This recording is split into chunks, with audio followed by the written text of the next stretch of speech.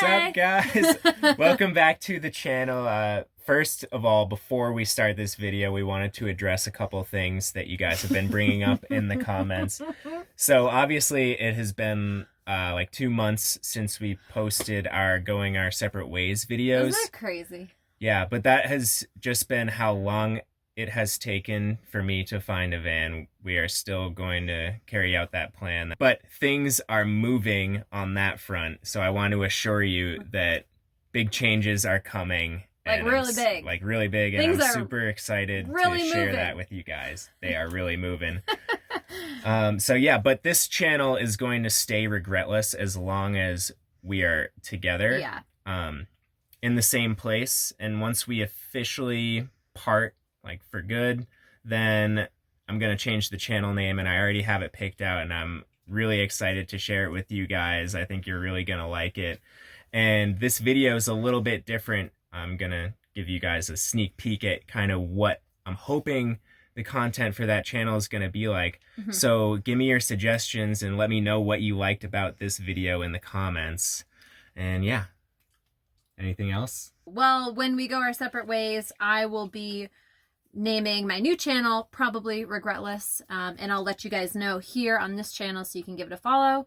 And winter migration is coming up. Yeah. For the both of us. It's October and it's getting cold. It's getting chilly here in Oregon. So amidst all of these crazy changes, we will be migrating south. So what that will look like will be really interesting. We'll share the travels. You'll have more travel content thrown in the mix. So a lot coming at you. Yes. But yeah, thank you guys for bearing with us, and thanks for watching, and enjoy. Here we go.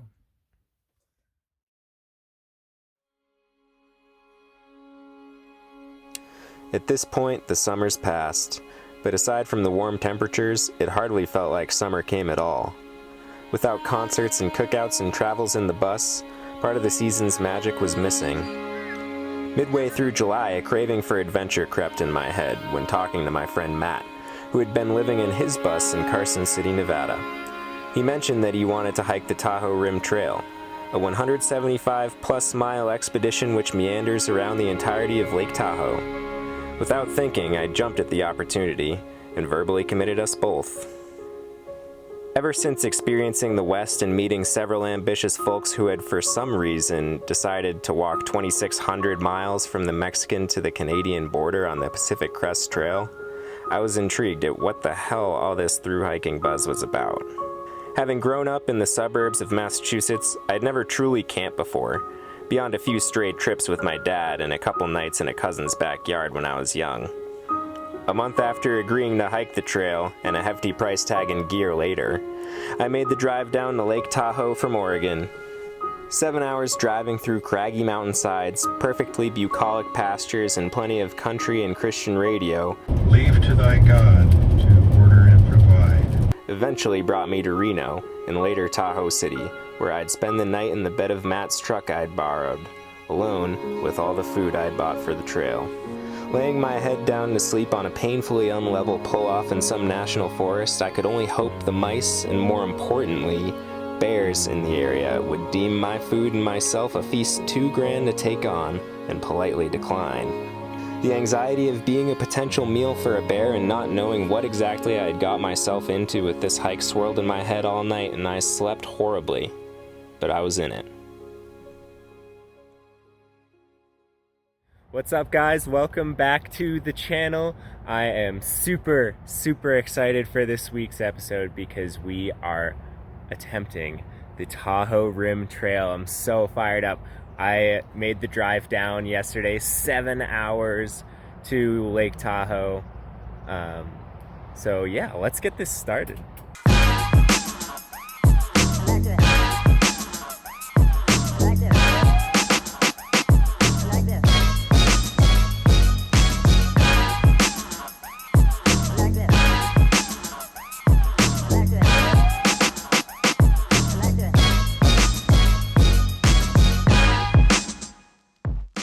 And just like that, we were off. 3 guys on an adventure bigger than any of us had taken on. With the finish line seeming impossibly far away, I was apprehensive that I really wanted to spend my time doing this, but it was far too early to outwardly show anything but excitement. Our first day on the trail would take us 14 miles from Tahoe City to Watson Lake. I knew that hiking was going to be a major challenge, but I quickly realized that I would be faced with another, perhaps greater challenge: eating. 4,000 calories a day to be exact, in order to keep up with all that we were burning. I'm not picky, but trail food leaves much to be desired. Nevertheless, I had to keep fueling the body. After a beautiful hike with plenty of views of Lake Tahoe, we reached Watson Lake, which was a welcome sight to Matt and Jack since they'd made the classic mistake of running out of water. Day 1 was in the books, and I finally got to put my new gear to good use. Morale was high and the walking wasn't all that bad. We could only hope our spirits would stay this way throughout our journey.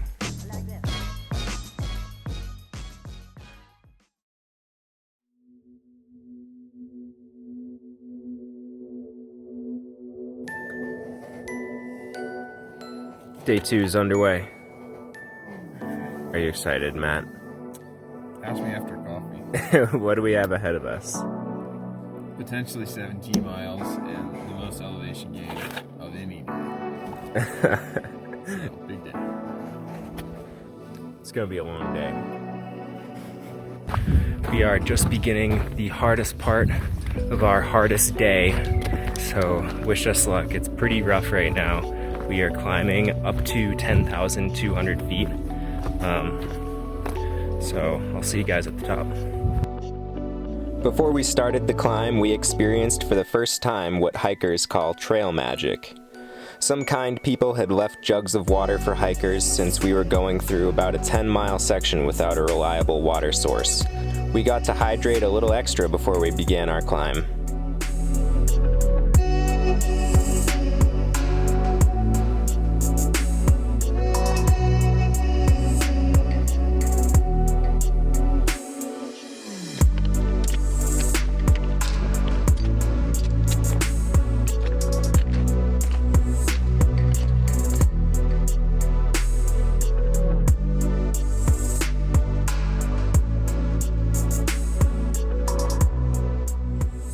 The hike was as difficult as we expected, but we powered through 5,000 feet of elevation gain to the top of Mount Baldy. As difficult as the trail had been that day, it was well worth the breathtaking views of the second deepest lake in the US.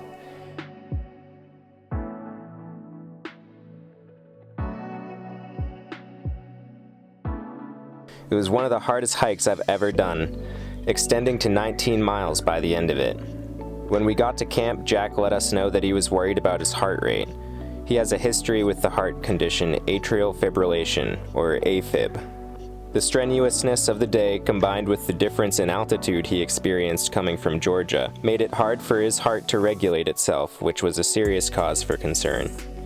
Our weariness didn't hamper our complete awe at the beauty of Gray Lake. To spend a night in this alpine oasis felt like a sort of divine privilege soaked in solitude.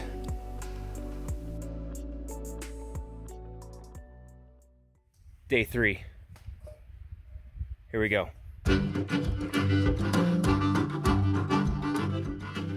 To begin day 3, we hiked out of Gray Lake and headed for the highest point on the trail, Relay Peak, standing at 10,400 feet. Luckily, we were already at high elevation, so it was only about 1,500 feet to climb to the peak, and we only had an 11-mile day of mostly downhill planned. Jack's heart rate was still in a questionable zone, so we decided that he would figure out if he wanted to continue at the end of day 3.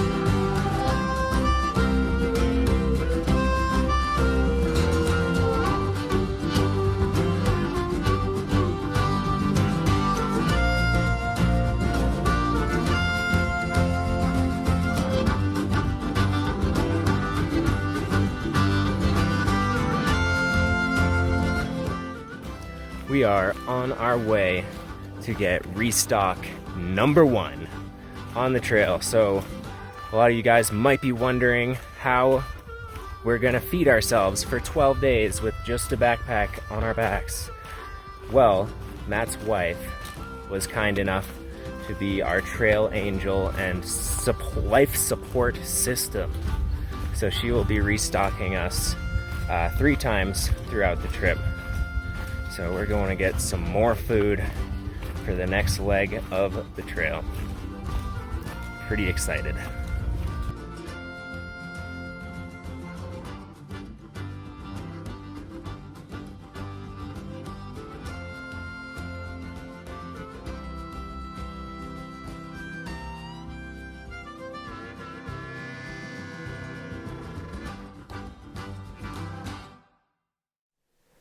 After restocking, Jack made the decision to be safe and retire from the trail. AFib is nothing to mess with, and none of us want to be out in the wilderness with a life-threatening medical situation like that on our hands. So then it was just me and Matt. We hiked on a couple miles beyond Tahoe Meadow to get away from the highway and pitch our tents for the night. An amazing aspect of the TRT is that in general you can camp anywhere within 300 feet of the trail with only a few exceptions. All covered in the $15 permit fee. No reservations, no camp hosts, no crowds, just freedom.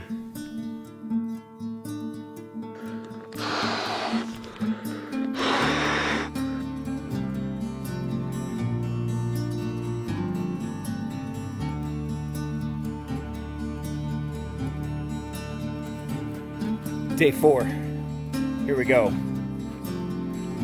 By day 4, we felt like we really hit our stride. Hiking was what we did, and it felt good.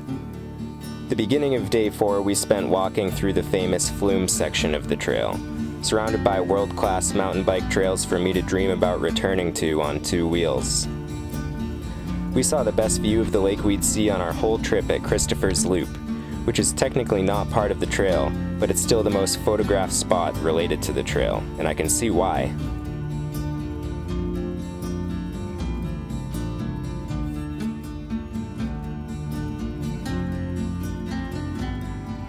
Not a bad spot to eat lunch, not at all.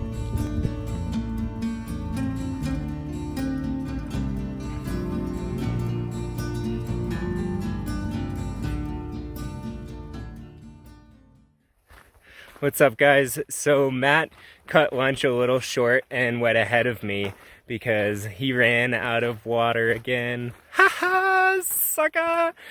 No, but so he walked ahead. We got about like 2 or 3 miles to our next water source. So I'm gonna meet him there, but this is great because now I have some space to talk to you guys. The trail so far has been amazing. It has been both super humbling and also confidence building at the same time because, man, it's been some really tough hiking, but I'm also doing it. Like, my body feels good.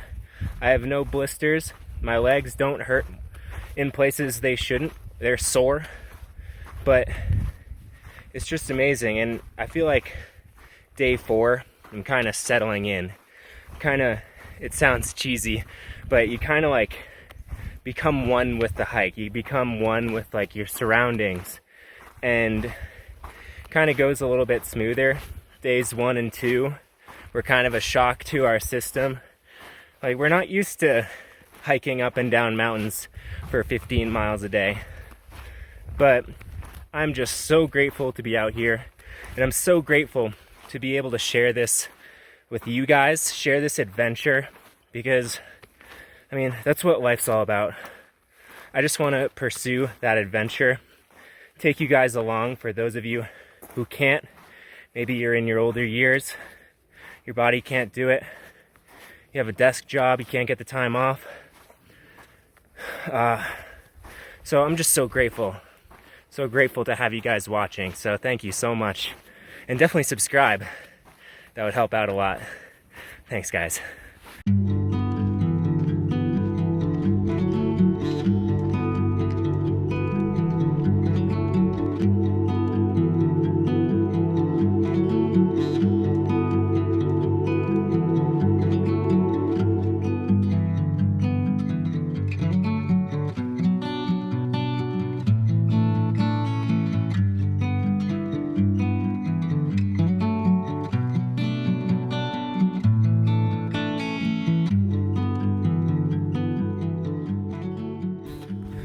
Well, hey there, Matt.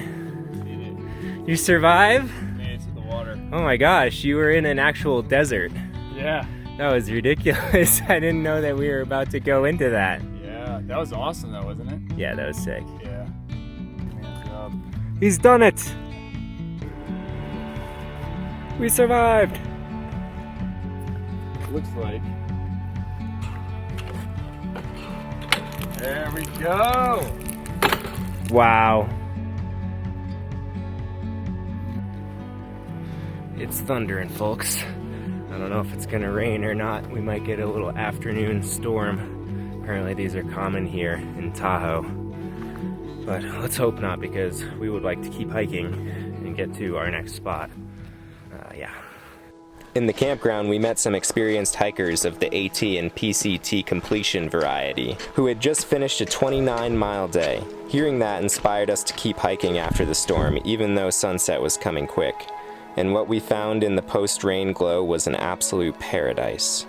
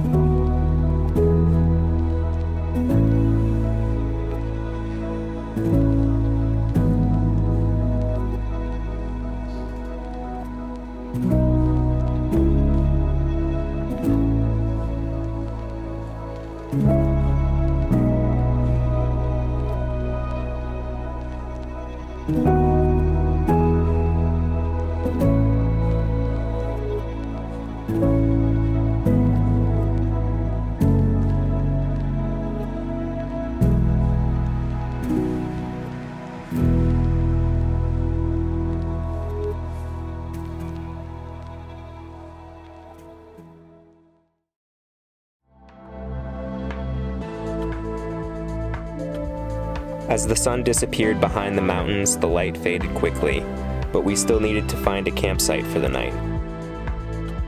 So we hiked on with our headlamps. Yeah, I've never done a night hike.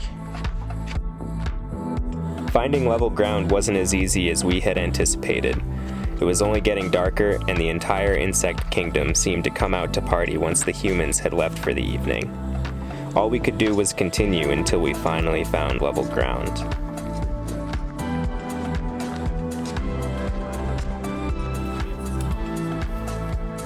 We found our spot, folks.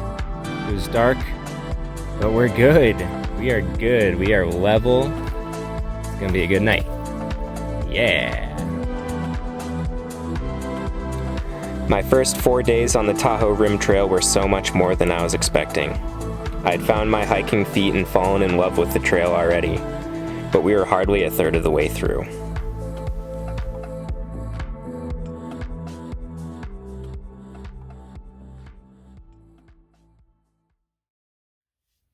Thank you guys so much for watching this video. I really appreciate it if you've made it this far. And we have over 100 miles left on this epic Tahoe Rim Trail journey, so I'm going to be posting a couple more episodes. Let me know what you liked about this one in the comments so I can work more of that in, and I will see you next week. Peace.